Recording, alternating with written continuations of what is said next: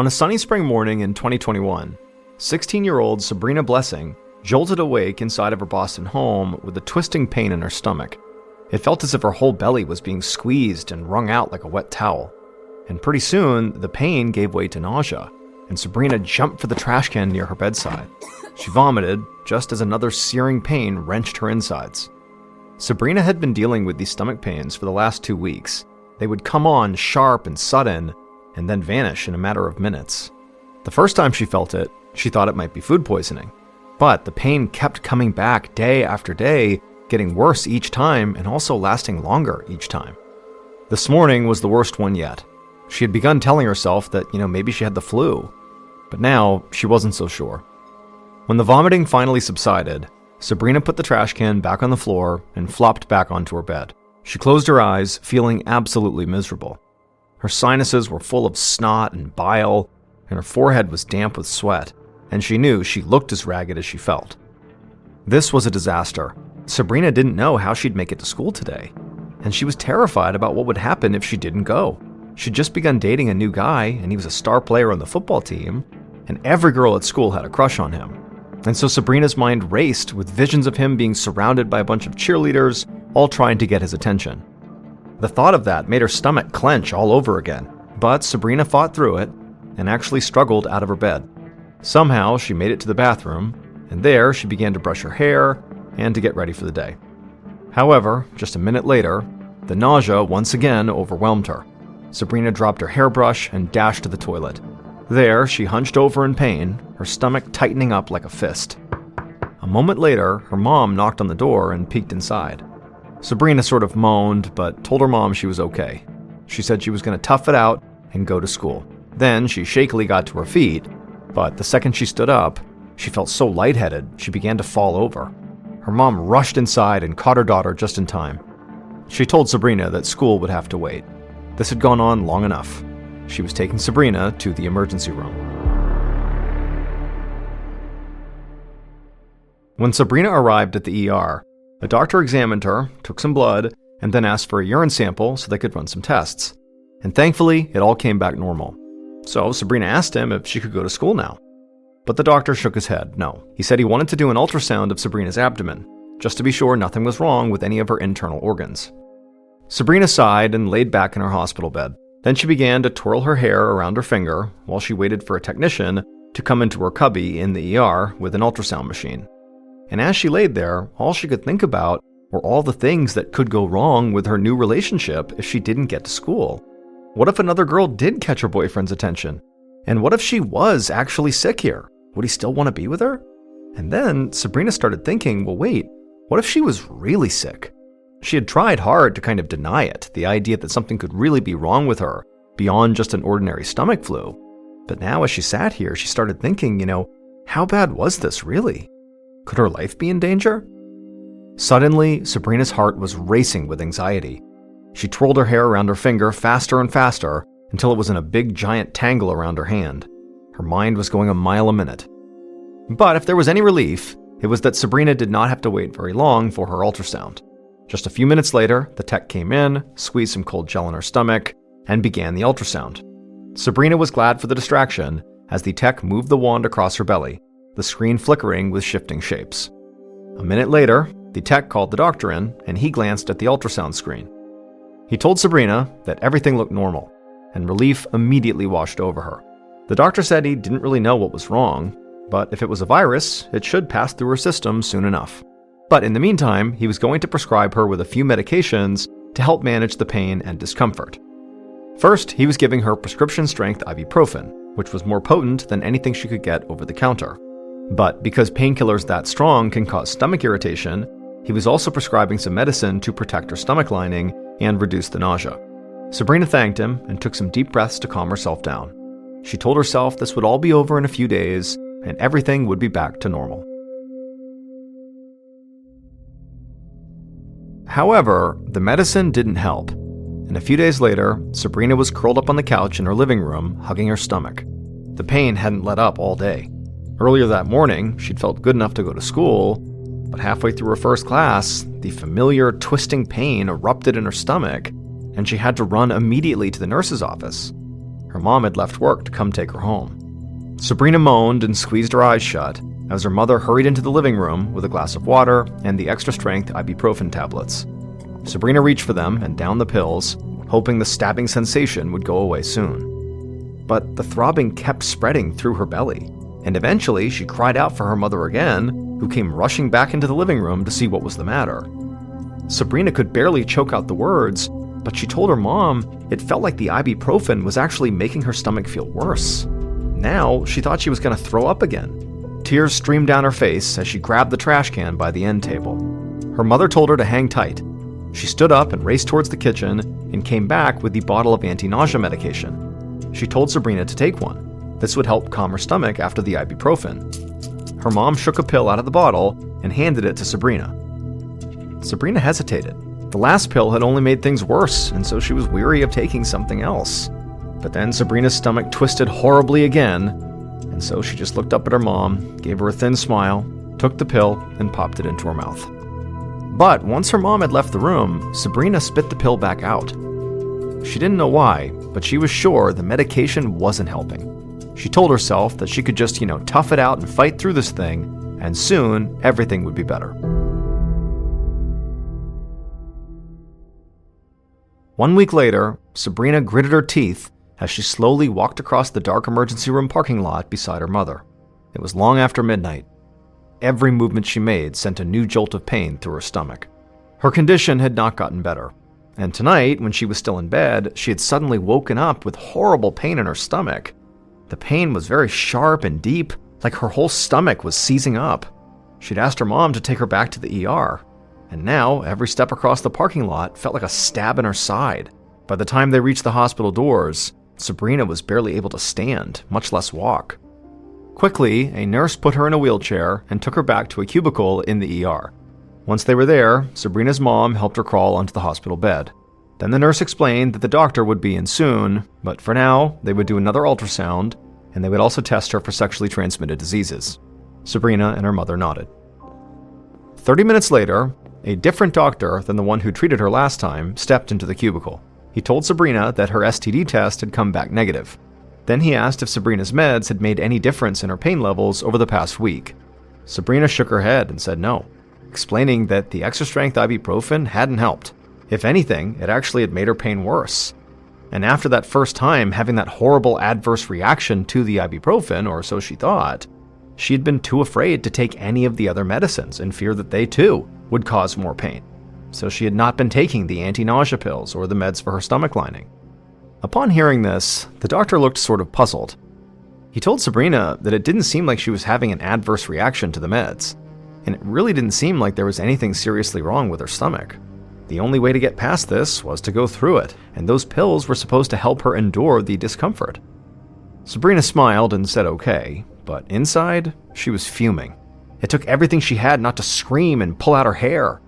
As soon as she was discharged, she told her mother they needed to find another doctor, one who would actually help.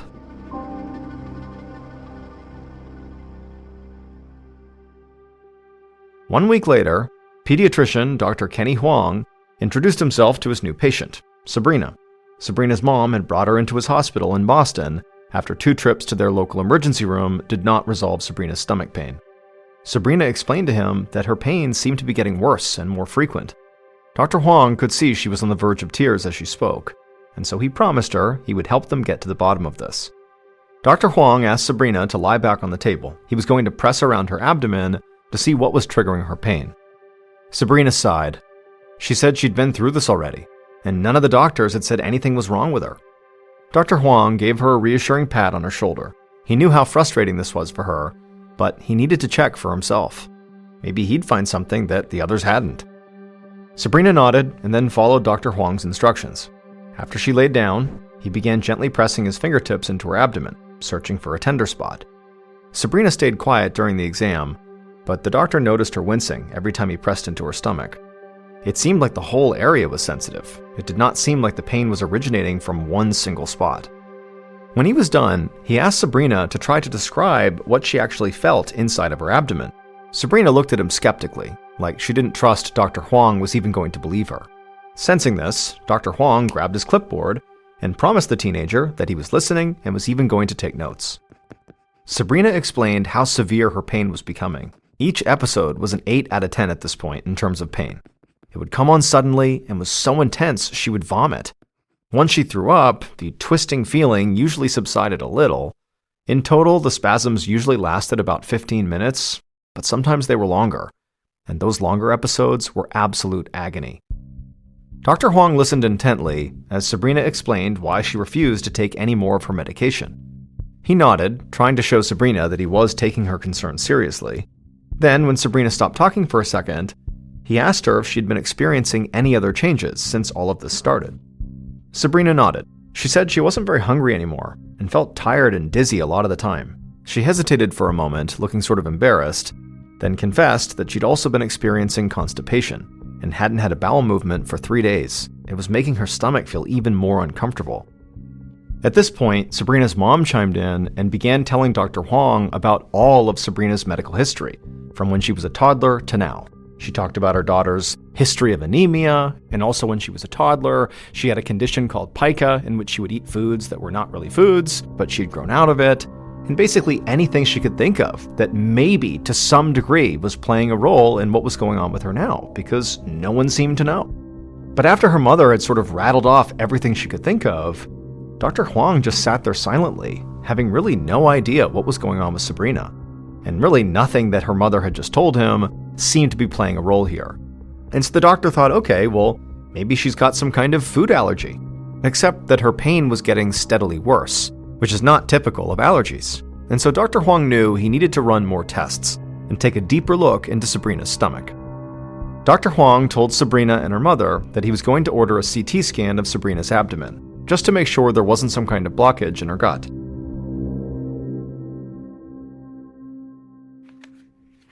Later that afternoon, Dr. Huang sat at his desk looking over Sabrina's lab work. He was truly stumped. Her CT scan had revealed healthy organs and just a small amount of what looked like stool backed up in her gut. It was all completely normal, and so it allowed him to rule out more serious conditions like gallbladder disease or pancreatitis. The doctor had been wondering if her lab results might reveal an infection, but they came back normal too. In the meantime, Dr. Huang felt confident that he could give Sabrina a few more medications that would help soothe her pain and relieve her constipation without upsetting her stomach further. The doctor took a cup of medications to Sabrina's room and handed them over to her. Sabrina took the cup and stared at the pills like they might be poison. Dr. Huang assured her that none of these meds would make her stomach pain any worse. It was just an antacid pill to help neutralize her stomach acid, an antihistamine to calm her nerves a bit, and a laxative to help with the constipation. He said they were also going to give her an injection of local anesthetic to try to help numb the pain a bit too. Sabrina nodded and gulped the pills down with water. Then Dr. Huang quickly gave her the numbing shot. The doctor threw the needle away and then turned to head back to his office when Sabrina started heaving. He spun back around in time to see the teenager lean forward in her bed, grab a vomit bag, and spew the water and pills she had just swallowed back up. Dr. Huang was shocked. He'd never seen a patient throw up pills that fast. Whatever was plaguing Sabrina had to be a rare condition. He helped Sabrina clean up, then threw away the vomit bag and pressed the call button for the nurse. While they waited, the doctor's mind began to race. To him, the key symptom was how swiftly her stomach pain appeared and disappeared, plus the fact that her abdomen seemed tender all the time. It made him wonder if the issue was in her digestive system, maybe even something called malrotation, a condition where the intestines don't rotate properly during fetal development. It could be causing her issues now that her body was maturing. But as soon as he thought of that, Dr. Huang realized that malrotation couldn't be the problem. It would have shown up in her CT scan. In fact, all the conditions and diseases he could think of would have been revealed by the CT scan or an ultrasound. And the only thing he could see in her digestive tract was the small collection of stool. Once the nurse arrived, Dr. Huang excused himself and headed back up to his office. Once he was there, he sat down at his desk and pulled up Sabrina's medical chart. And as he read it over, he remembered something Sabrina's mother had told him when she went over the entirety of her daughter's medical history. She had told him about a condition that her daughter used to have, but did not have anymore.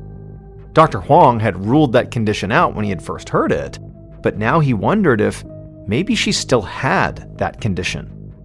Dr. Huang had actually seen that condition before, and he knew it was a tough one to diagnose because oftentimes those suffering from it hid some of their symptoms out of pure embarrassment, which obviously makes diagnosis much more difficult. And so now Dr. Huang wondered if maybe Sabrina was actually still suffering from that condition and knew she was suffering from it, but was simply too embarrassed to say so. But Dr. Huang still felt like there could be something else going on with Sabrina, and so he decided what he would just do is order a simple procedure where a thin, flexible tube with a light and a camera attached to it would be inserted into Sabrina's mouth and would travel down into her stomach, and he could just see for himself what was going on. A few hours later, Dr. Huang watched on a monitor as that camera traveled down Sabrina's esophagus and into her stomach. And immediately, once it was in her stomach, he knew what was causing her pain. Sabrina was suffering from a trichobezoar, or a giant ball of human hair inside of her gut. Stomach acid doesn't readily dissolve hair, so it does not move through the digestive system easily. And so if too much of it gets swallowed, it usually gets lodged in the folds of the stomach's gastric lining. From there, it can trap food and gunk to form this tight, gooey, matted wad. And over time, that wad just gets bigger and bigger. In Sabrina's case, the wad had been showing up on all of her scans, but her doctors had just assumed it was stool. It was not until Dr. Huang remembered Sabrina had pica as a child, which is where the child will eat non-food items. And at that point, Dr. Huang began to suspect that maybe she had continued eating non-food items into her older age, and maybe she had this rare condition called Rapunzel syndrome, where she actually was compulsively ingesting her own hair, causing this trichobezoar to form. Like many people who suffer from Rapunzel syndrome, Sabrina felt ashamed about her condition, which is very likely why she didn't mention it to any of her doctors when she began having this intense stomach pain. In fairness to her, likely she'd been eating her hair for much of her life, since she was a kid, and so she didn't think, this could suddenly cause this huge wad in her stomach now. If it hadn't happened before, why would it happen now? However, Sabrina's condition turned out to be even worse than just a simple hairball. Hair from the tangled mass inside of her had dangled down from her stomach and into her small bowel. Not only did these dangling hairs cause her nausea and pain, they also put her at risk for a host of complications, including perforation of the stomach and intestines and acute pancreatitis. Dr. Huang diagnosed Sabrina in the nick of time. Surgeons were able to remove a hairball about 2.5 inches wide, along with the dangling hair, relieving Sabrina's intense pain and allowing her digestive tract to heal. The doctor also referred Sabrina to a psychiatrist to help with her condition, so that she didn't just develop more hairballs in the future.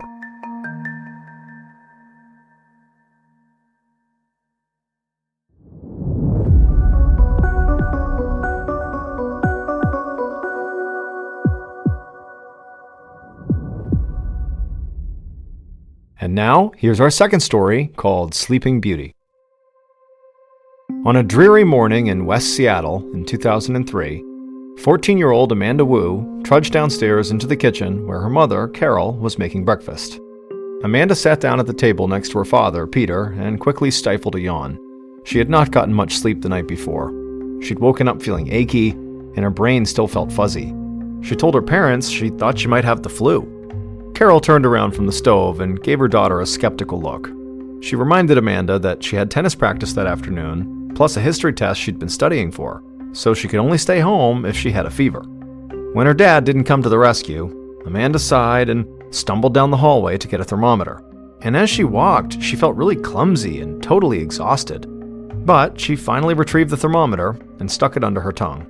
By the time she was back in the kitchen, the thermometer was beeping. It was done. And her mother took a look. No fever. She told Amanda, go get ready for school.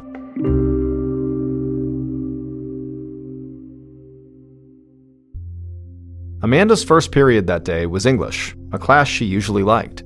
She was a top student, and that day she was even ahead on her reading. But today, she just couldn't seem to focus. She kept losing her place, and the words on the page just looked scrambled. It was like a layer of fog had settled in her brain. She felt like she needed to splash her face with water to wake up. So she raised her hand and asked to go to the bathroom. But then, the next thing she knew, she was lying on a cot in the nurse's office with her worried parents standing over her. Amanda had no idea how she got there. She had no recollection of even leaving her classroom. But then she glanced over at the clock on the wall and saw that over an hour had passed since she had asked to go to the bathroom. She looked from her mom to her dad to the nurse, and then asked what happened. The nurse explained that a couple of her classmates found her passed out on the floor of the girls' bathroom. They tried to shake her awake, but she wouldn't budge. So they'd called for help, and a member of the staff got her to her feet and then walked her down to the nurse's office. The nurse said that Amanda had clearly been groggy, but she had been able to crawl onto the cot by herself. Amanda just blinked in shock. She had no memory of any of that, and this realization sent a chill through her. Had she really been moving around, going about her day while blacked out? But the nurse assured her that very likely she had simply fainted from dehydration, and so she just needed some rest and plenty of fluids.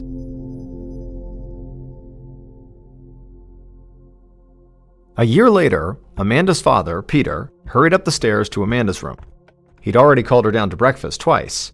If she didn't hurry, she'd be late for school. But when he opened his daughter's door, he found Amanda still buried under her covers.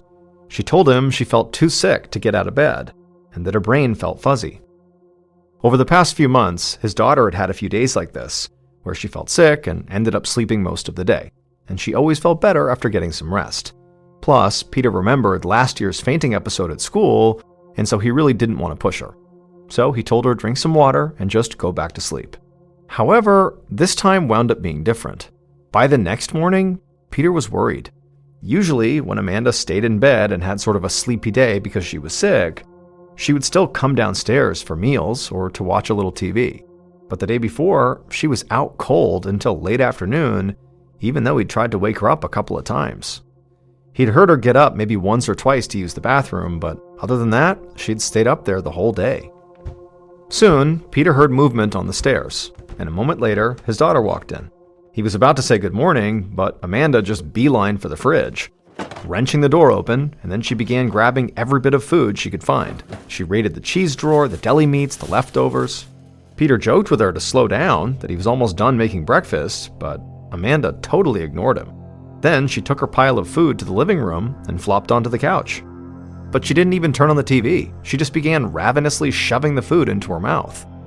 Peter had never seen his daughter act like this. He called for her to come into the kitchen and eat at the table so she didn't make a mess all over the couch. Amanda stopped eating, and slowly she turned and looked back at her father, and in this weird, soft, childlike voice he had never heard before, she told him to leave her alone. And that's when Peter got a really good look at his daughter's face for the first time. Her expression was vacant, and her eyes were seemingly unfocused, like she was in a trance.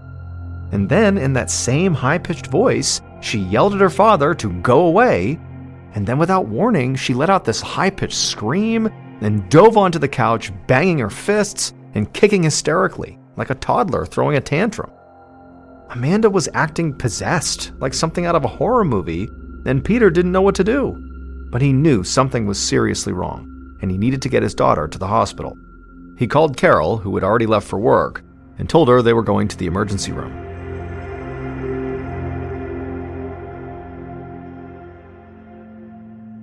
An hour later, Peter was at a loss as he told an ER doctor what had happened that morning. He knew his story made Amanda sound unstable, but he assured the doctor that typically she was a healthy, active, overall very normal kid. She played tennis and basketball, she had friends at school. Her behavior that morning was completely out of character. They were in a cubicle at the ER, where Amanda was sleeping on a hospital bed. She had calmed down in the car on the way over, and then quickly fallen asleep. In fact, she was so out of it that Peter could barely wake her up enough to make it inside the hospital. And now, looking over at his daughter, who was sleeping soundly in the middle of a loud, chaotic emergency room, it was like she was physically incapable of waking up.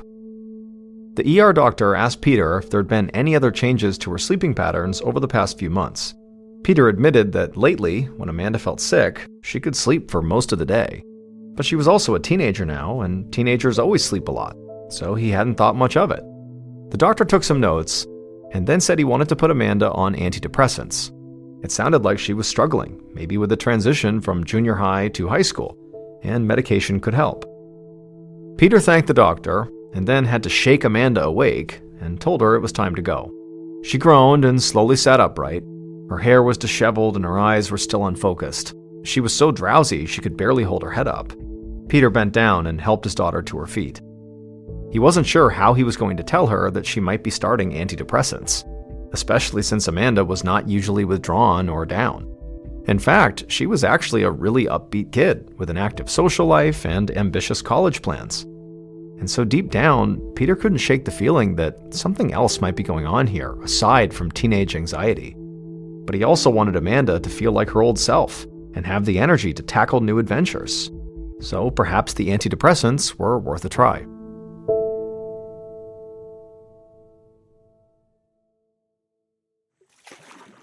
Several years later, on a crisp fall day in 2007, Amanda, who was now 18 years old, paddled a canoe across a clear blue lake in northern Minnesota, taking in the stunning scenery all around her.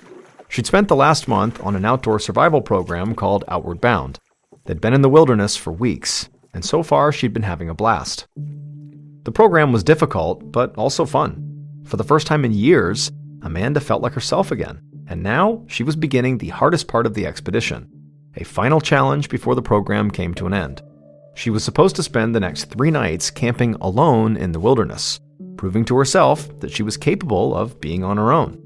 By doing this, she felt like she was officially overcoming her health issues. The antidepressants she had been prescribed hadn't really helped. In fact, ever since that hospital visit back in 2004, her sleeping episodes had gotten worse. She would wake up some mornings feeling foggy and sluggish, and then she would realize that days or even weeks had passed by and she basically had no recollection of them. Her parents would tell her that over that period of time, she'd been sleeping for 16 or 18 hours each day. And then when she was awake, she would regress into this weird childlike state. Sometimes when she was like this, she would throw those tantrums. Other times, she would make her parents these little arts and crafts projects, like the ones she did in preschool. But for sure, the weirdest of all of this was the fact that these episodes, which again could go for weeks or months, left her with basically no memory of them. Amanda and her parents had no idea what triggered these episodes or what made them stop. But it was completely disorienting for Amanda. I mean, huge chunks of her life seemed to just be vanishing. I mean, just the previous year, Amanda had come home from a basketball practice, excited for a game the next afternoon. She'd gone to sleep that day, and when she woke up, she found out that 4 months had passed, and she had quit the team. It felt like she was living as 2 different people, a real-life Dr. Jekyll and Mr. Hyde. And the doctors also didn't know how to help. They suggested that she very likely had extreme depression combined with some other condition like schizophrenia, but Amanda didn't know what to think. She was depressed, but only because she was missing out on so much of life during these weird spells. It just felt like it was impossible to cope. But when she learned about the Outward Bound program, something about it really spoke to her. Now, to this point, nothing she was doing was really having any positive effect on these sleeping spells. They were still happening, and she still had no control over it. No one knew why they were happening or how to stop them. But for some reason, she just felt like maybe by doing this program and spending a bunch of time outdoors and sort of learning survival skills and sort of being around other people in a natural environment, that would maybe help rebuild her self-confidence. That could be the key to learning how to control this behavioral disorder. And she also felt like by doing this program, she could, show the world that she was still the same ambitious person she had always been. And so far, the program had been working. She'd made it through 30 nights of wilderness living with some instructors and other campers nearby, but for the most part on her own. And so far, she had had no sleeping episodes. She was feeling better and better about herself and wondered if maybe it was this simple. Doing a program like this, being out in nature, was the path back to some kind of normalcy. Amanda's canoe reached the edge of the lake and she disembarked. She wanted to make camp while the sun was still overhead. Amanda dragged her canoe onto the shore, then began setting up her tent. Once it was set up, she unrolled her sleeping bag inside and then set her canister of dried food outside. It was going to be just enough to last for 3 days. Then she closed the front door flap and settled in for the night.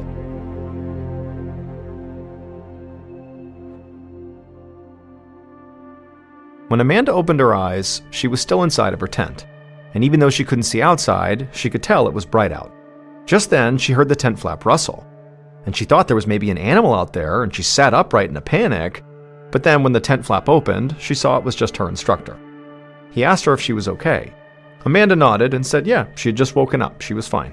Then she stretched and leaned back on her sleeping bag, and she heard something crinkle. She looked down and saw some food wrappers scattered over her sleeping bag. She also saw her food canister was in the tent, and it was empty. All of her food was gone, even though she had no memory of eating it. She suddenly had a sinking feeling in her gut. She looked up at her instructor and asked what day it was. The instructor looked concerned. He told her it was the last morning of her trip and she was way behind schedule. She should be packed up and halfway back to their main camp by now. He'd come to check on her multiple times over the past few days, but she'd always been asleep or so groggy she could barely hold a conversation. He saw that her food was gone by the end of day 1, and he'd been worried about her having enough to eat. Amanda suddenly felt totally relieved to just be alive. I mean, clearly she had just had an episode while she was out in the wild by herself. This wilderness survival idea had been a mistake. She wasn't ready. And if she was ever going to be ready, if she was ever going to get this condition under control and live with any level of independence, she needed to find some real answers about what was going on with her.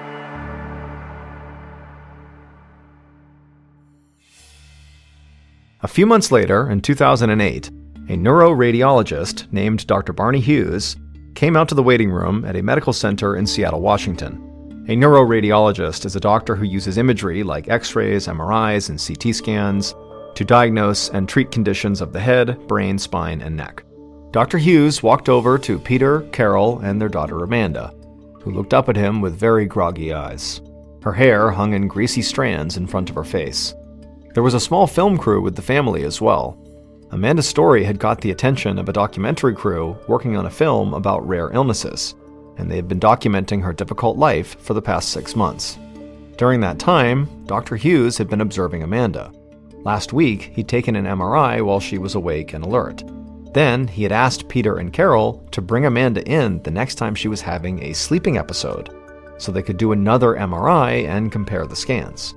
This morning, her parents had called to say she was in one of her sleeping states, and so they had brought her over to the hospital. Dr. Hughes said hello to Peter and Carol, and then sat down beside Amanda. Secretly, he suspected what her illness might be, but he wanted to see her brain scans first to confirm the diagnosis. He asked Amanda if she was ready for her MRI, and she nodded, but absent-mindedly.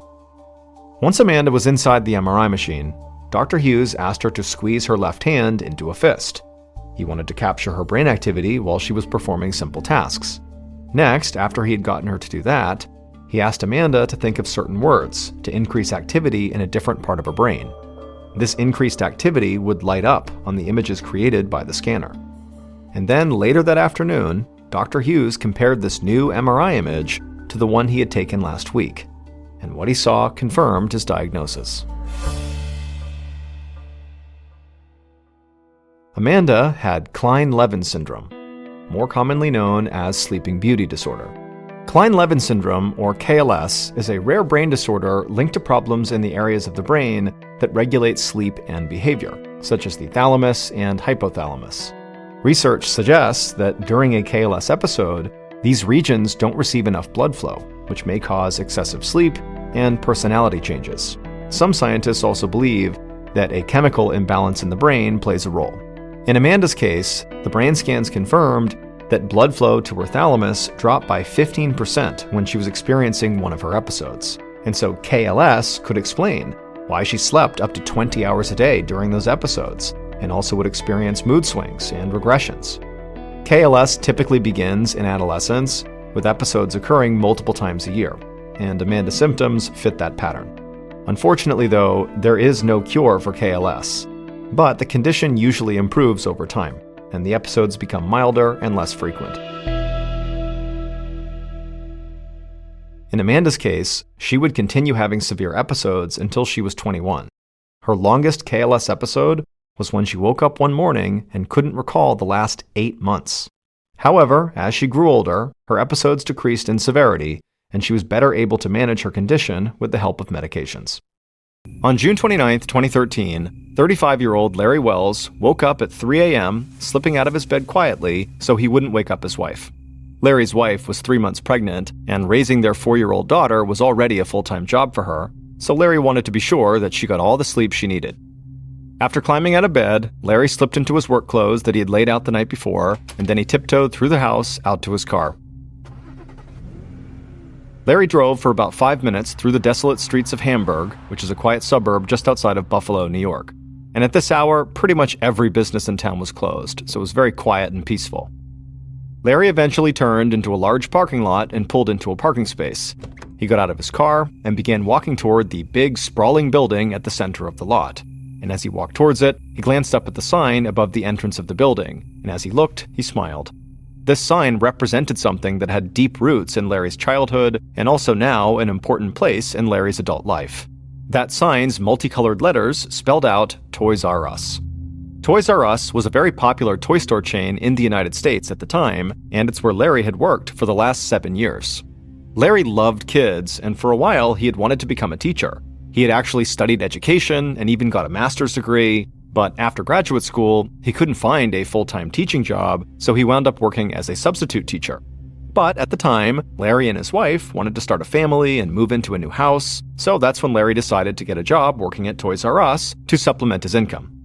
At first, Larry thought of his job at Toys R Us as just being a sort of placeholder job, something to have until he got hired on as a full-time teacher somewhere. But it turned out Larry sort of loved working there. He got to regularly interact with children, which he loved doing, and also his fun-loving personality and solid work ethic just made him a perfect fit for the company. And so pretty quickly, Larry took a lot of pride in his job at Toys R Us.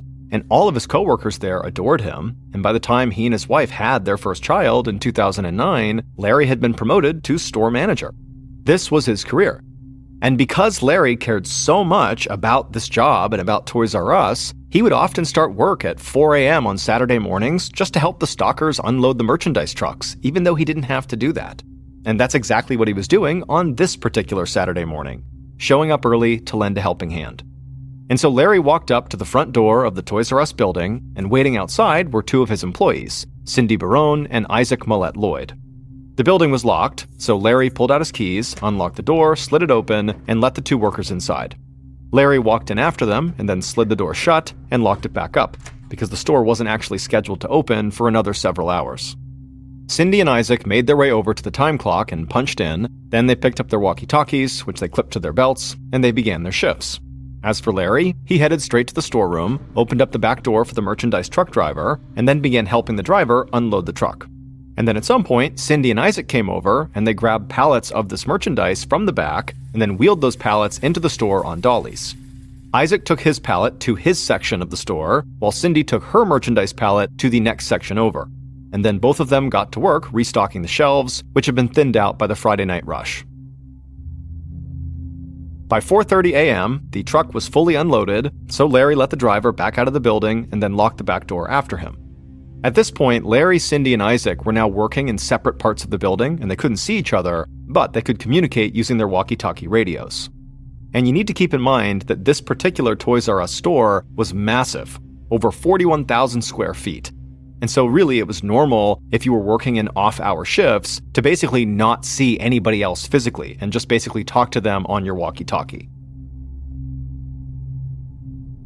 A little before 5 a.m., so about 30 minutes later, an employee named Anthony Armstrong stood outside the front entrance, pulled out his cell phone, and called his manager, Larry, and told him he was outside the store ready to start his shift and could he come over and unlock the door. And so Larry made his way to the front door, he opened it up, let Anthony inside, and then slid the door shut and locked it back up. About 10 minutes after that, another employee named Richard Shepard approached the front door of the Toys R Us and also called Larry so he could be let in the building. But this time, Larry's phone just rang several times and went to voicemail. So Richard sent Larry a text message and then waited a minute for a reply, hoping he would reply soon, but he didn't. And so as Richard is just sort of standing there, he pressed his face against the glass and peered into the store to look for any movement, thinking maybe he could, bang on the door and get one of the other employees' attention so they could let him in. But he didn't see anybody. So, feeling sort of frustrated, Richard stepped away from the door and walked east towards the Babies R Us side of the building, which had a separate entrance from the main store, and when he got there, he found one of the sliding doors at Babies R Us was wide open. Now, this really surprised Richard because the company had very strict loss prevention policies that required all doors to remain locked during non-business hours. But this was actually kind of lucky for him because now he was able to just stroll right into the store without needing anyone to help him inside. And so once he was in, Richard clocked in and began his shift stocking shelves in his section. Now, at this point, Richard still hadn't seen anybody else, and he did think it was kind of eerie to be all alone in this vast fluorescent-lit store before the sun had even come up. A few sections over from Richard, Isaac was still stocking his shelves, and he was taking his time as usual because Isaac was meticulous and took great pride in his work. He also really liked Larry as a manager, and so he always tried to do a really good job when Larry was around because he wanted to impress Larry. Cindy, on the other hand, was actually almost done stocking her section, but it wasn't because she was lazy, it was because she had worked at Toys R Us longer than a lot of the other employees, and so she knew the merchandise inside and out, and she could basically make her way through the entire giant store with her eyes closed, and so she was just really quick. As the hour wore on, all the employees kept plugging away, sort of independent of each other, and outside, as the sky turned from pitch black to a pale blue as the sun rose, the lights in the parking lot switched off for the day. Isaac looked outside and noticed the sun coming up, and he knew the store was going to be opening in just a couple of hours, and he still had more merchandise that he would need to put out onto the shelves.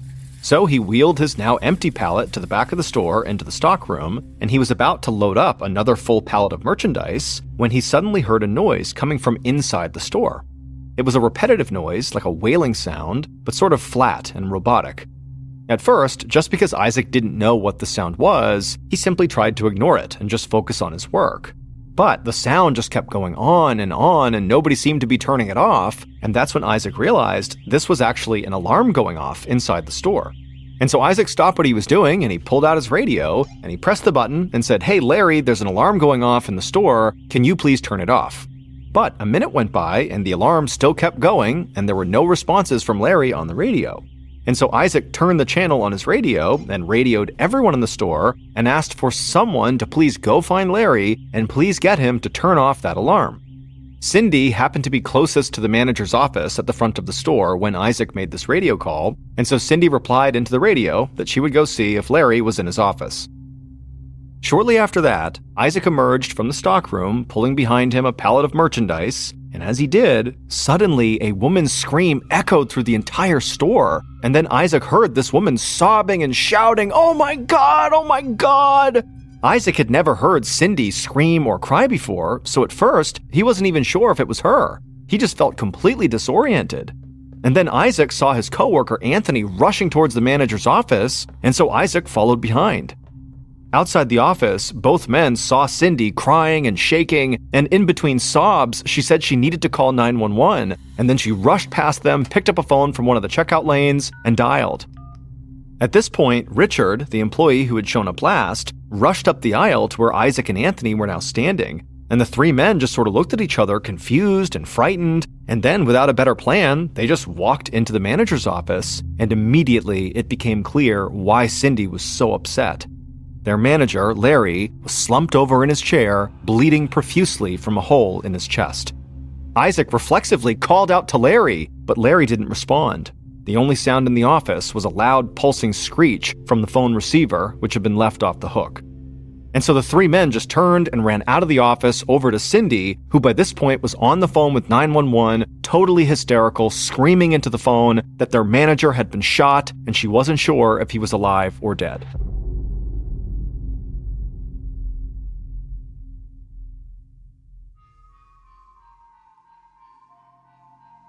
The Hamburg Police Department received word from dispatch of a shooting with a possible active shooter scenario at the Toys R Us, and so every police unit in town busted a U-turn and sped in their cruisers straight for the store. Now, the 911 operator had told Cindy that the police were going to be there soon, and so everybody in the store needed to exit immediately and wait in the parking lot. So minutes later, the police arrived at the store, they saw the 4 employees outside waiting for them, and so after moving the employees across the street to a safe location, the police went inside the store ready to potentially engage with an active shooter, because nobody knew for sure what the situation really was. Was there still an armed shooter inside somewhere? Or maybe had they left the store and they were on the loose in the area? Nobody knew. Detective Sergeant Scott Cascino was still at home and barely awake when he got the call about the shooting, and he found himself feeling totally confused and wondering if he had even heard correctly. Like, the idea that there was a shooting inside of a Toys R Us at 6 a.m. on a Saturday morning in Hamburg, of all places, just seemed impossible. Cascino was a veteran detective who knew that the town of Hamburg had very little violent crime. So as he quickly got dressed and hopped into his police-issued vehicle and drove to the Toys R Us, he really didn't know what to expect. When Cascino arrived at Toys R Us and parked his car in the lot, he watched as the other police officers who had already arrived began carefully advancing towards the building with their guns drawn. Those officers would slowly make their way through the store looking for anybody, but finding no one, before finally getting to the manager's office, where they went inside and they saw what Cindy had seen. Larry, all alone inside, slumped over in his chair. The police called out Larry's name several times, but he was unresponsive. One of the officers walked over to him and pressed his fingers into Larry's wrist, and he turned to his colleagues and signaled that Larry did still have a pulse. But the officers saw all the blood on the floor and they could barely hear Larry's breathing, and so they agreed they basically had no time to waste here in getting this man medical attention. And so the officers just grabbed Larry by the shoulders and dragged him out of his office, through the store, and out the front door, right to a waiting ambulance. 2 EMTs lifted Larry onto a gurney, they strapped him down, and then placed him into the back of the ambulance, and then the EMTs hopped in with him, closed the doors, and the ambulance sped off towards the hospital. And as that ambulance sped across town, the EMTs in the back worked on Larry, trying to compress the wound in his chest and get the bleeding to stop. The EMTs noticed that in addition to the huge hole in Larry's chest, there was another wound in his shoulder, but comparatively speaking, it was not nearly as big of a deal as the chest wound. And then as the EMTs continued doing their work, they realized, these wounds were not gunshot wounds, they were knife wounds. Larry had been stabbed. However, despite all the efforts made by these EMTs to try to save Larry, he would unfortunately pass away from his wounds when they were only about halfway to the hospital. Back at the Toys R Us, police had set up a perimeter around the property, and then the SWAT team arrived. The SWAT team then searched both inside and outside the building, and then reported to Detective Cascino that they didn't find anything or anyone that was suspicious, and so at this point, all investigators were clear to now enter the building. It was also around this time that Detective Cascino and the rest of the first responders learned that the victim had died on the way to the hospital, and that contrary to what the initial theory had been, that he had not been shot, he had been stabbed to death. Cascino and crime scene investigators proceeded into the Toys R Us and headed directly into the manager's office, where Larry had been found. Once inside, everything was carefully swabbed for DNA and dusted for fingerprints, and as they did this, investigators were careful not to step in the long streak of Larry's blood that had been left there on the ground when the police had dragged him out. There was also a security DVR on the table. It was where footage from all the store's security cameras was fed and recorded onto a hard drive. And very clearly, the power cord to that security DVR had been unplugged and pulled away from the wall. Cascino had a hunch that one of the employees who had been working that morning was Larry's killer, and the footage from the surveillance cameras around the property may very well reveal which one it was. So getting this DVR connected and reviewing the footage on it from the surveillance cameras would be crucial. At this point, the 4 employees who had been there that morning, Cindy, Isaac, Anthony, and Richard, were the primary suspects in this murder, and so Cascino and his team quickly separated them so they could all be interviewed individually. Investigators put Isaac in the passenger seat of one of the police cruisers, and Cascino sat in the car with him. And the first thing Cascino noticed was how Isaac was trembling and tripping over his words. And so Isaac's nervousness and his inability to answer questions clearly made him seem suspicious, and so did the behavior of Anthony Armstrong, who was the youngest member of the employee crew. He completely clammed up during his interview and refused to answer questions, so that raised a red flag too. Then, detectives questioned Cindy, who was the one who actually found Larry's body, and she was cooperative and helped investigators develop a timeline for the events of the morning, but critically, during her interview, she made it very clear that Anthony was the last person to see Larry alive. Then, investigators learned that the final employee, Richard Shepard, was late for work that morning. And when detectives asked him why, Richard explained that he had stopped at the 24-hour grocery store to buy a drink and some snacks to help him get through his shift. Richard then recounted that when he had gotten to work that morning, he had tried calling Larry to open the door for him, but there was no response, and so he wound up entering through another door, the Babies R Us door, that just happened to be wide open. And then Richard explained that, that in and of itself was very unusual because they were all under strict orders to keep the doors locked at all times during non-business hours. And so the investigators finished up their initial interviews with the 4 Toys R Us employees who were there that morning, but they told them they would still need to stick around a bit longer.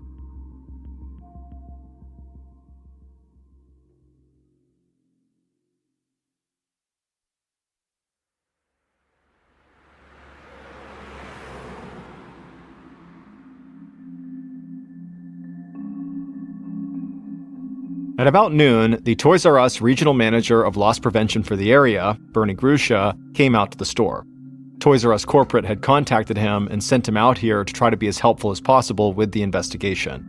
Kashino saw Grusha arrive, walked over and introduced himself, and then a few minutes later asked Grusha to come into the manager's office to try to help the investigators view the store's security footage. Once inside the office, Grusha just plugged the DVR back into the wall and then got the system up and running.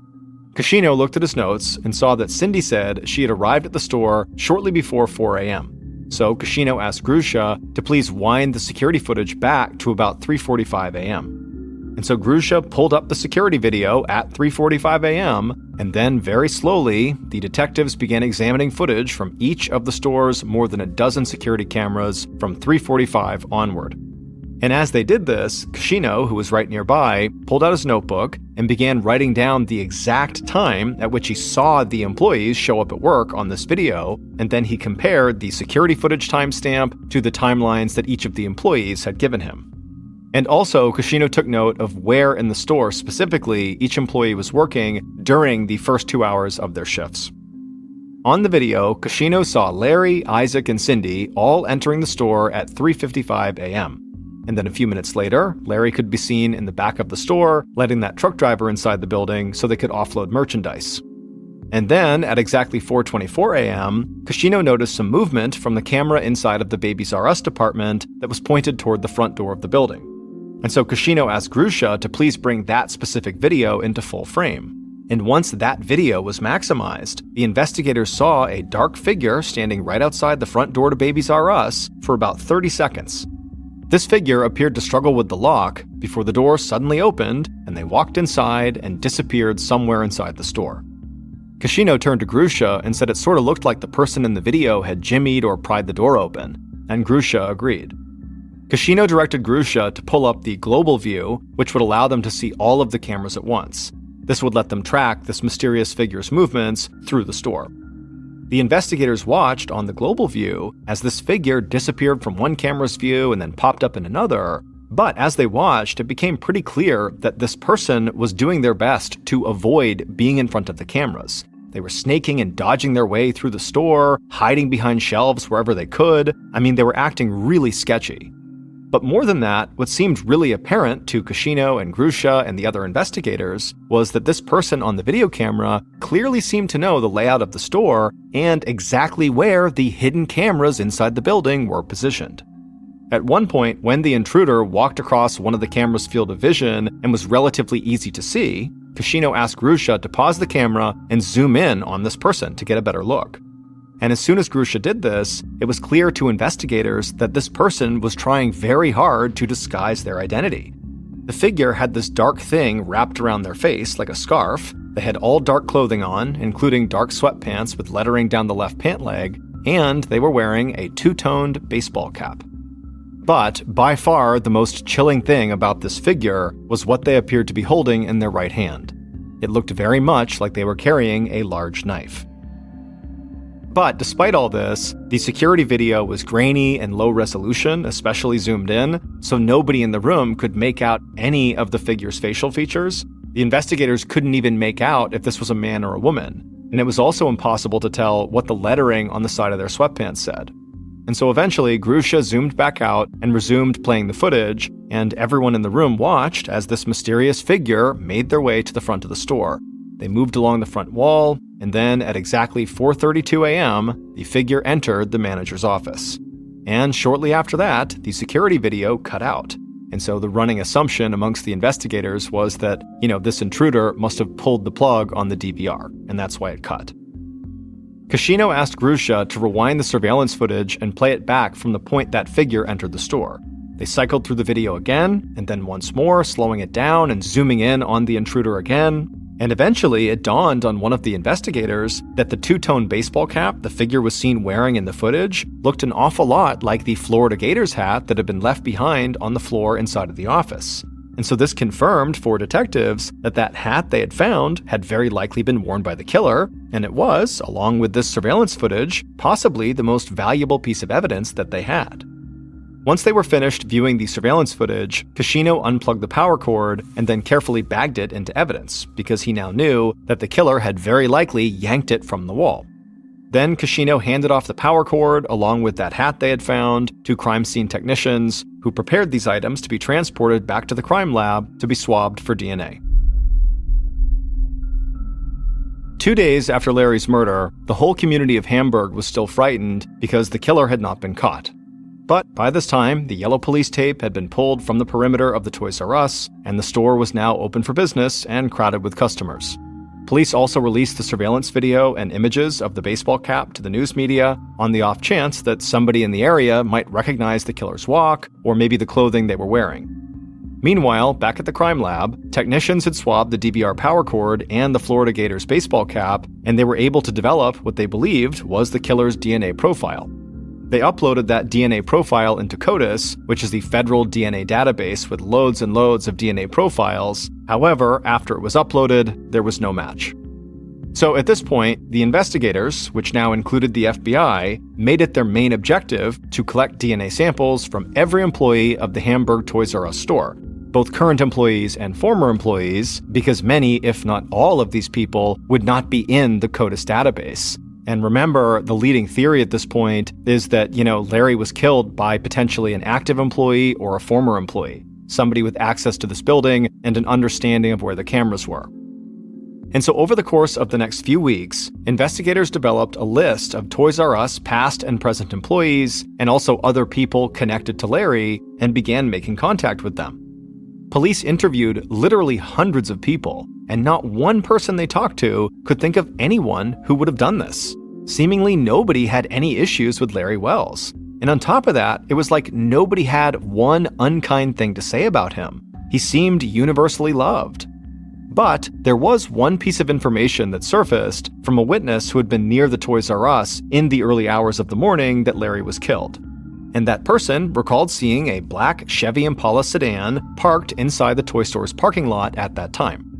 Now, this Toys R Us, despite having loads of cameras, did not have any dedicated exterior cameras, so there were no images of this vehicle, and this witness did not get a license plate number for the car. Police also could not immediately trace a black Chevy Impala to any of the Toys R Us employees. And so, while some members of the investigative team searched for this car without much to go on, others continued to track down and collect DNA swabs from current and former employees of the Hamburg Toys R Us, and they ended up with a total of 47 DNA samples. It would take several weeks for each DNA profile to be processed by the crime lab, but finally, in mid-August, a month and a half after Larry's murder, the results from all 47 DNA tests came in. And none were a match, meaning not one of those current or former employees had a DNA profile that matched the DNA profile from the hat and the power cord found inside of the crime scene. Detective Kashino and his team were frankly shocked. They expected there to be a match here, but now they just felt lost. It was like months of work had gotten them nowhere. And so once again, they turned to the FBI for help, and they asked the Bureau to draw up a psychological and personality profile of the killer. And so the FBI created that profile and then began reviewing recent arrests in the upstate New York area, and they would find one person who matched their profile almost exactly. The man's name was Patrick Walden, and he had recently been arrested in a neighboring town, and he had just been released from jail. And Cascino soon learned that the vehicle Patrick was driving when he was arrested was registered to his girlfriend's mother, who happened to be an employee at the Hamburg Toys R Us where Larry Wells was killed. And perhaps even more importantly, Cascino discovered that when police searched that vehicle at the time of Patrick's arrest, inside of the car, they found a very long knife.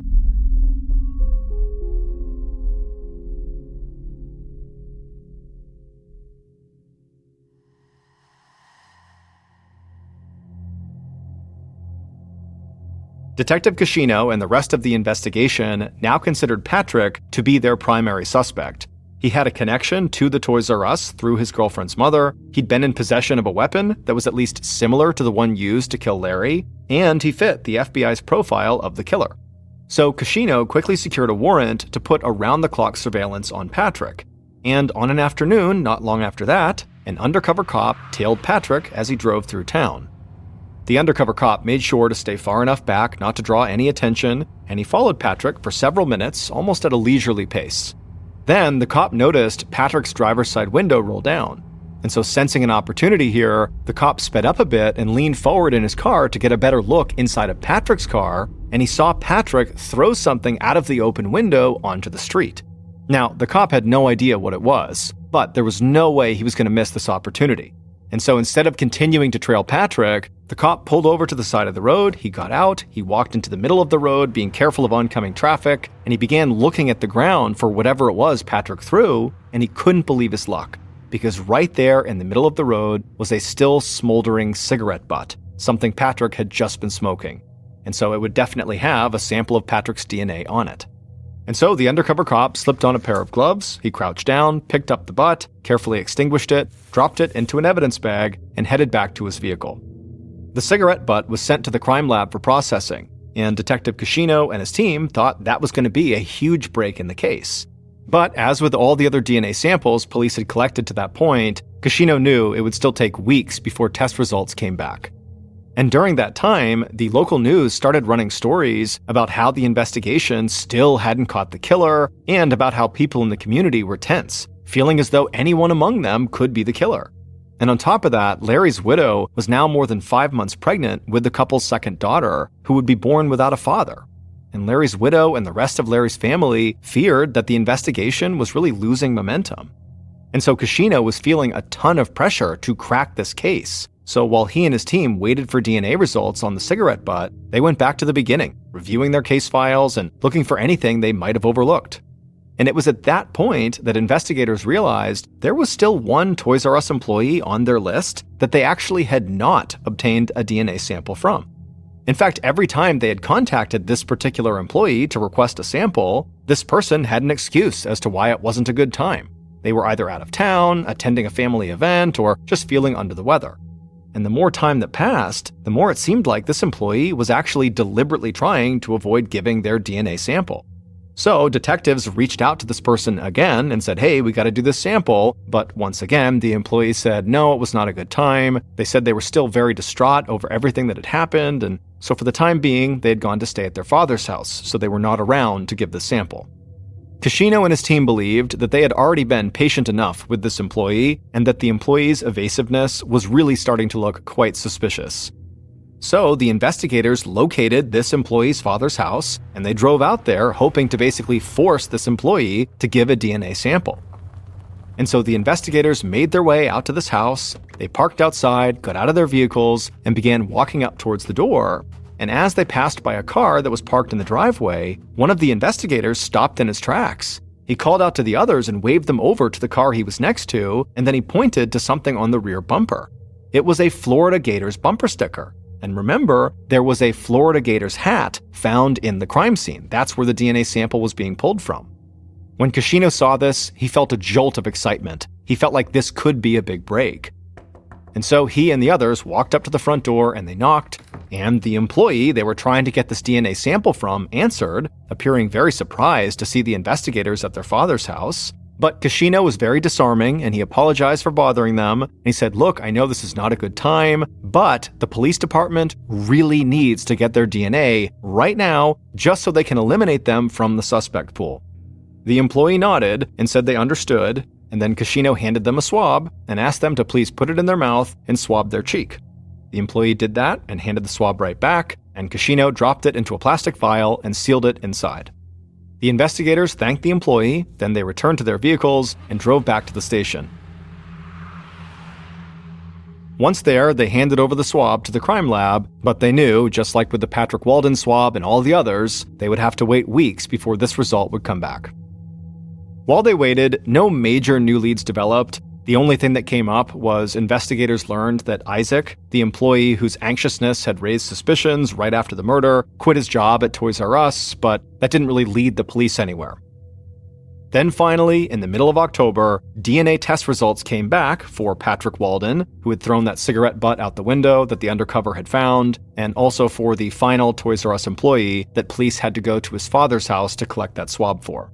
And one of those two DNA profiles would be a match for the DNA that was found on the Florida Gators hat and the security DVR power cord. And so, more than 3 months after Larry Wells was murdered, Detective Kashino and his team now knew what happened inside the Toys R Us on that Saturday morning in June. And they knew the identity of that figure in the grainy surveillance footage.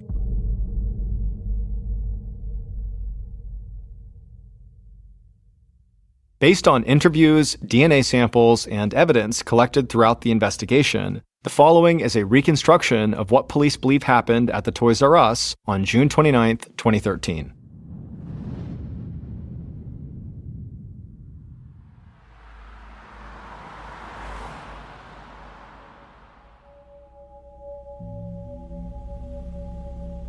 In the dark, early morning hours, the killer drove a black Chevy Impala into the Toys R Us parking lot. They parked the vehicle and then just sat there, scoping out the closed store and planning their entry. After a few minutes, the killer pulled a scarf around their face to conceal their identity. They grabbed their knife off the passenger seat and then got out of their car and walked up to the Babies R Us entrance on the side of the store. The killer walked up to the entrance and then kind of jostled at the door for about 30 seconds until they got it open, and then they went inside. Once inside, they very carefully walked along the walls, ducking behind shelves and doing their best to hide from the store surveillance cameras. The killer eventually reached the manager's office, and they walked inside and closed the door behind them. The killer then walked over to the DVR surveillance system and pulled the power cord out of the wall, disabling all the cameras in the store.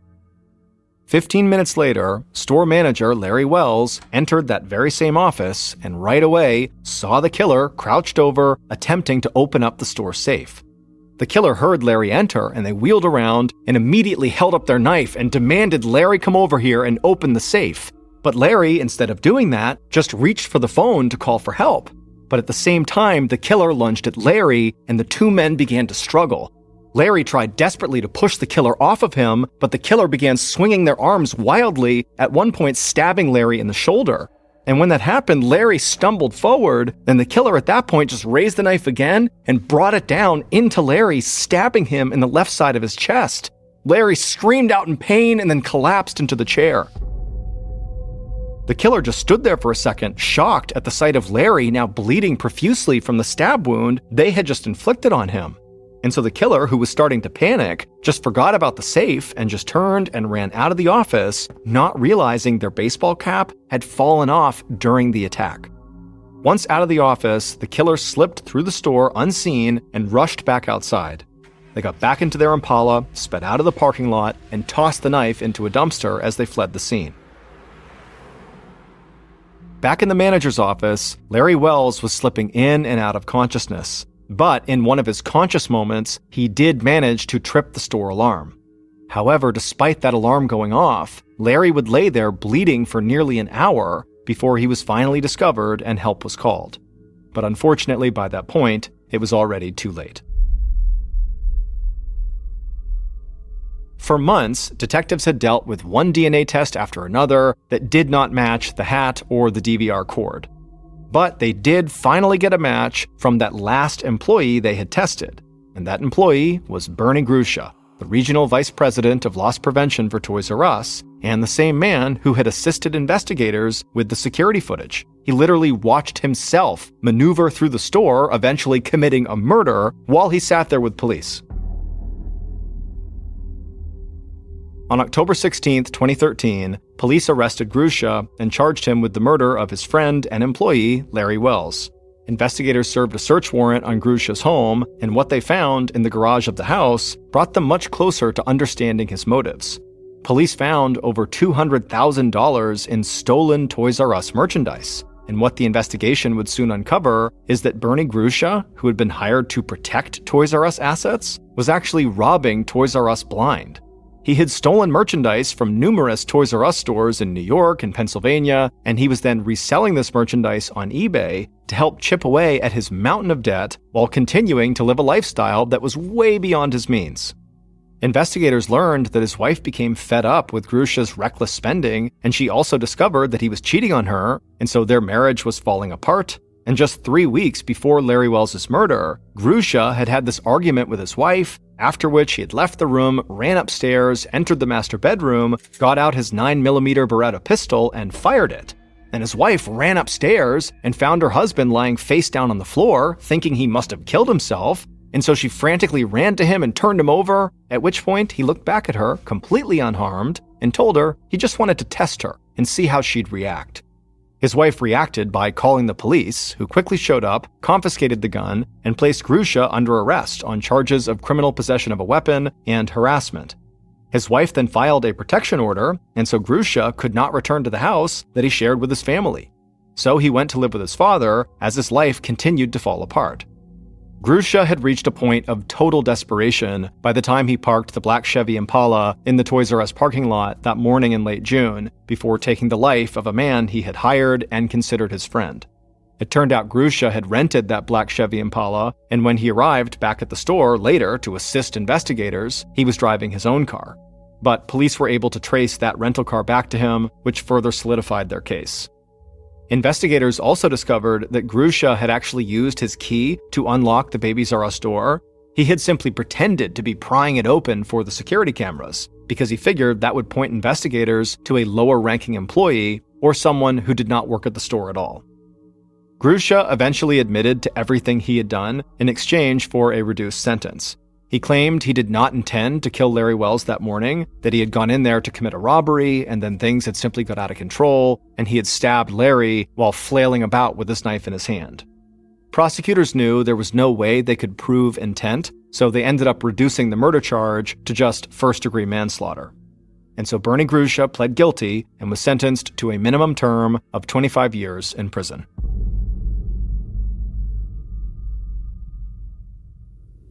On January 17, 1977, a 36-year-old man named Gary Gilmore walked towards an abandoned canned food factory in Draper, Utah. Gary was surrounded on all sides by guards because they were afraid that Gary might try to run and not go inside of this factory. But Gary was not about to run. He'd been waiting for months for this, and he was ready. So Gary, along with the guards at his sides, made their way towards the factory, and then without any hesitation, Gary stepped inside. And what he saw was this big, cavernous, open space with no equipment in it, nothing. It was just basically this massive empty space and one chair pushed up against the far back wall. Gary knew he was supposed to sit in that chair. So without even being told, he just began walking across the floor towards it. And then when he reached the chair, he sat down. And once Gary was sitting, the guards that had walked him in began strapping his wrists and his ankles to this chair so he couldn't move. And as they did this, Gary didn't put up a fight. He just sat there staring straight across to the other side of this factory. And on the far side of this factory was one other thing inside of this space. It was like this big curtain, like somebody had wheeled out like this massive curtain that was protecting something on the other side. And as he was staring at this curtain that was sort of perpendicular to him, he saw there were 5 evenly spaced cutouts across the curtain. And even though Gary couldn't actually see anything in any of these cutouts, he knew what was behind them. He knew that at each station, there was a police officer armed with a rifle. They were the firing squad that Gary himself had requested. So Gary was a convicted murderer, and he had been sentenced to death just a few months earlier. His death sentence had gotten a lot of media coverage, And immediately after the sentencing, his mother, along with the American Civil Liberties Union, had lobbied to try to change the sentence and make it a life sentence instead. But while Gary appreciated their efforts, he actually did not want that. He did not want, to spend the rest of his life in prison. That was the only alternative to the death sentence, is life without parole. And that sounded horrible. And so instead, he had basically pushed to go forward with his execution, and he was very specific about how he wanted to die. He wanted to die by firing squad, and that had been granted to him. And so after the guards had finished strapping Gary into the chair, they backed off, and then the chaplain came over and read Gary his last rites. And then after that, he asked Gary if he had anything else he wanted to say. And Gary looked up at the chaplain and just said, "Let's do it." And so the chaplain backed off, signaled to the firing squad that Gary was ready, and then once everything was in place, rifles poked through the 5 holes in the curtain, and they fired. Shortly after, Gary was dead. 10 years after Gary's execution in 1987, a young marketing executive named Dan Wyden was having a meeting with his colleagues at his company's headquarters in Portland, Oregon. So Dan actually owned this marketing agency, and his company had recently signed this new client. It was a small business with a lot of promise who was hopefully looking to expand, and they were leaning on Dan and his team to help them do that. And while Dan certainly believed that this company had the chance to be huge, he just felt like they lacked something. They needed a strong marketing campaign to really get them off the ground and sort of begin to make them a household name. And so this meeting that Dan was having right now with his colleagues was their attempts at coming up with, what can we do? What kind of campaign can we run for this company? And so for hours, they sat there pitching different ideas, different concepts of how we can elevate this brand. But it was like, even though a lot of ideas seemed promising, nothing really felt right. Everything just sort of felt like, maybe that would help. There was no slam dunk idea, at least not yet. And so as Dan is beginning to get frustrated, realizing he really doesn't have any great ideas yet, he suddenly has this epiphany. Now, Dan does not understand why he had this epiphany. He had not been thinking about this information until it just popped into his head. Instead, this idea really just kind of suddenly came to him. As he's sitting there with his colleagues, feeling frustrated, not knowing what to do, he just randomly found himself thinking about the execution of Gary Gilmore 10 years earlier, death by firing squad. It was all over the news. And Dan, like his colleagues, had certainly kept up with that story. It was a big deal at the time. And as Dan is sitting there just thinking about that execution, he remembered a very particular detail about the execution that for whatever reason just felt like, oh my goodness, we can use that to market this brand. Dan would take a well-known detail from the execution of Gary Gilmore, he would tweak it slightly, and he would use it to fuel this advertising campaign for the small business. And it would work amazingly. In fact, this campaign was so successful, it literally doubled this company's business practically overnight. And this campaign, it featured a slogan that has since become arguably one of, if not the most famous slogans for any business in the entire world. The slogan that Dan created as part of this very famous campaign was based directly on Gary Gilmore's final words: "Just do it." Dan's client, that small business, was Nike. One night in 2009, a 23-year-old man named Chris, along with his date, walked into a McDonald's in London, England. The following day, Chris had a very important job interview in the morning, and so this dinner in McDonald's was going to be the last part of the date. There were no plans beyond this. This McDonald's was dirty, it was loud, it was packed with people, so not exactly a romantic location for a date, but this was all Chris could afford. In fact, he really needed that job the next day because he just didn't have much money. But for now, this was the best he could do, and so he put on, his best smile and looked at his date like, "Is this okay?" And she kind of looked back and smiled like, "I get it, it's fine, we can eat here." So they hopped in line and they waited, finally got to the counter, they ordered their food and their drinks, and then after receiving them, they turned around and looked for a place to sit down. But as they looked around, they saw every table was taken, literally every one. And so Chris and his date began looking for tables where, there were at least a couple of empty seats. Maybe somebody was sitting there, but they might allow Chris and his date to sit with them. And so they began walking around, and eventually they would find a table where there was just this one guy sitting there. He was sort of minding his own business, just eating his meal. He was not taking up the whole table. And critically, there were 2 seats at this table that were unused. And so Chris kind of tapped his date and pointed to the table. And then the 2 of them walked over, and Chris very politely asked this guy, "Hey, would you mind if we sat here too? We won't bother you. We're just gonna eat and we're gonna get out of here." And the guy just kind of looked at him and he was like, sure, go ahead. And so Chris and his date, they sat down and they began eating and chatting, and it was all fine. But as they were eating and chatting, Chris, his mind kept going to the next day. He had that big job interview the next morning, and it was just really the only thing he could think about. In fact, he tried hard to focus on his date, but he was just so anxious about this interview that he just couldn't, and so he found himself not really eating and just kind of waiting for the date to be over so he could just go home, go to bed, and focus on tomorrow. But as he's sort of distracted and his date's chatting about whatever she's chatting about, he realizes the guy they're sitting with is no longer just looking at his food. He stopped looking at his food and he's just staring across the table at Chris's date. And the way he's looking at the date does not seem friendly. And so Chris realizes, okay, what's going on here? Did she say something? Did he say something? And so Chris kind of snaps out of his anxiety about the interview, and he looks at this guy and he's like, what's going on? Because again, this guy's just staring at his date. And this guy, sort of unprompted, without even looking at Chris, just begins insulting Chris's date, insulting the way she looked, insulting the way she talked. And Chris is like, what's going on here? He's looking at his date like, did I miss something? Remember, he was sort of distracted a minute ago. But then eventually this guy, he says to Chris's date, you're an ugly pig. And at this, Chris is like, I can't just sit here. And so Chris, who had actually never been in a fight in his whole life, just sort of reflexively stood up and he was like, hey man, get up, like he's gonna fight him here. But as soon as he did that, Chris realized he had made a horrible mistake, because Chris, he was only about 5'8" tall. And this guy, just the way he'd been sitting at the table, Chris hadn't really seen his full stature. And this guy, when he stood up, towered over Chris. But Chris, he was not a scared guy. He hadn't fought before, but he was defending his date's honor here. And he kind of looks up at this guy, and he just kind of winds up and hits him once. But then this huge guy just proceeds to beat the living crap out of Chris right there in the McDonald's. The next morning, Chris walked up to this big fancy building in London for his job interview. And Chris was doing his best to be confident, but it was really hard given the circumstances. So the previous night, after Chris had been battered by this total jerk, eventually the guy had stopped and stepped off of Chris, and Chris had gotten back up again, and the guy kind of wandered off and was not held to account in any way. He just kind of left the restaurant and vanished. But Chris, he got to his feet and he looked at his date, and she was totally rattled by it. And Chris was super embarrassed at this point. He kept apologizing to his date, and she's like, no, it's fine. And they just wanted to get out of there. And so they left the McDonald's and they both, went to their respective homes.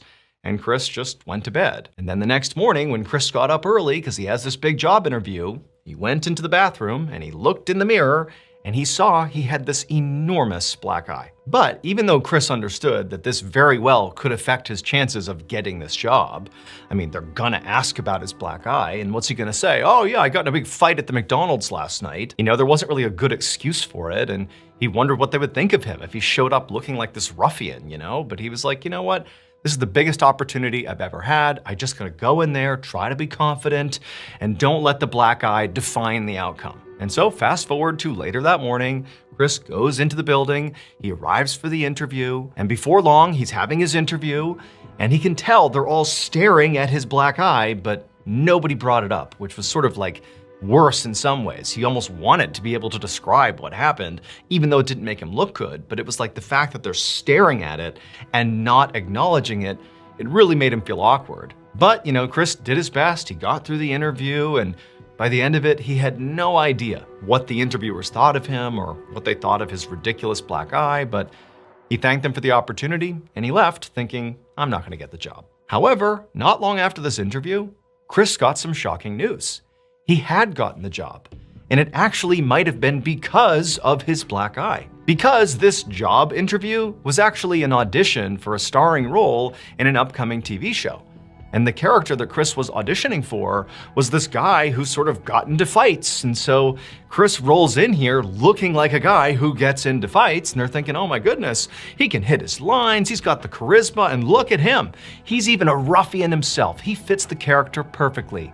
He's our guy. So Chris got cast, and this TV show that he starred in became one of the most popular TV shows in the entire world. And so Chris went from being this guy who could barely afford a dinner at McDonald's to being this amazing actor who was getting nominated for Golden Globe Awards and Emmy Awards. He truly was an A-list star. Today, Chris is better known by his stage name, Kit Harington.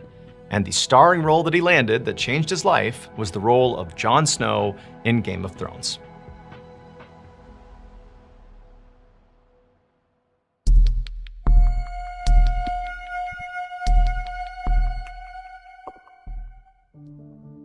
One night in 1925, a 21-year-old college student named Ted was inside of his dorm room at Dartmouth College in New Hampshire, surrounded by his friends. Ted and his friends had gotten their hands on a bottle of gin, and so tonight they were just sitting around, drinking this gin and having a great time. Now, Ted and his friends knew this was not allowed. I mean, literally they knew this was illegal. It didn't matter that they were 21 years old. At the time, in the United States in 1925, the country was in the middle of prohibition, which meant no one was allowed to possess or consume alcohol. It was actually illegal. But Ted specifically was willing to take that risk, because tonight he wanted to celebrate. Ted was a senior in college and was getting ready to graduate with honors.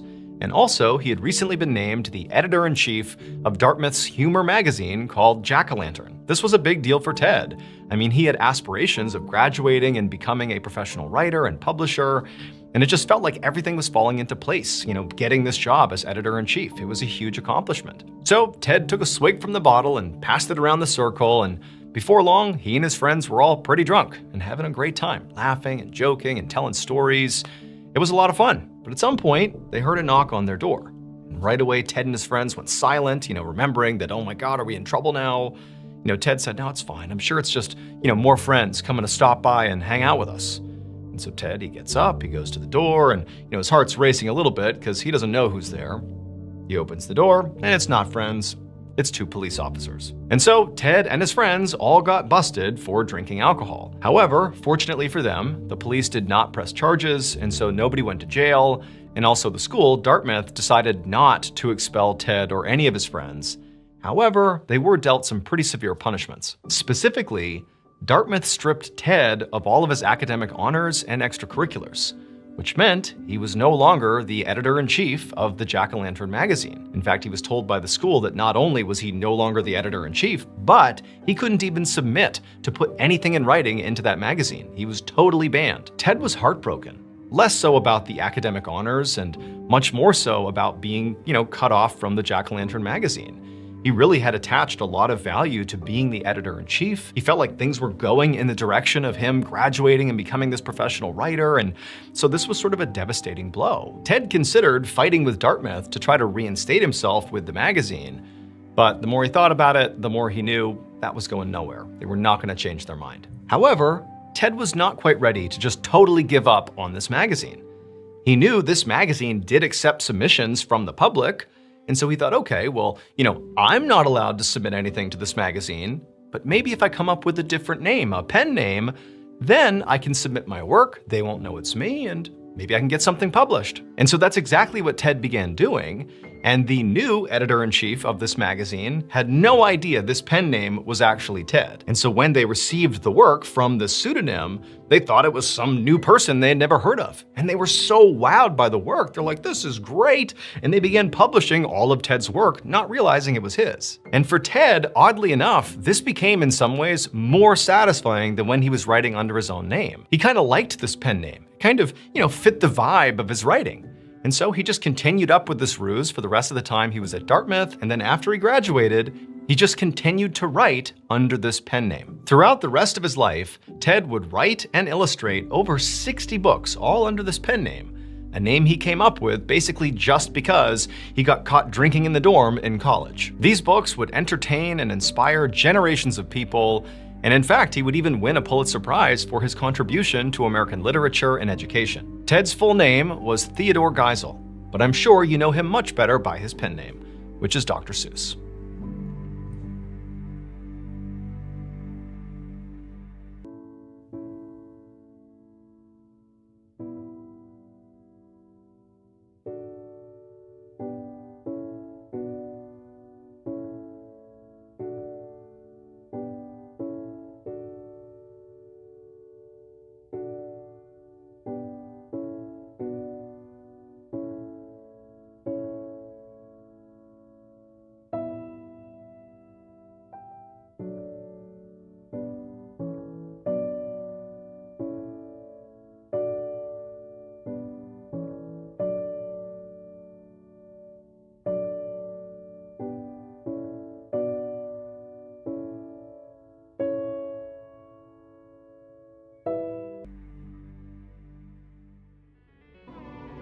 In case you haven't heard yet, our newest graphic novel, Mr. Ballen Presents Where Nightmares Live, is available for pre-order right now.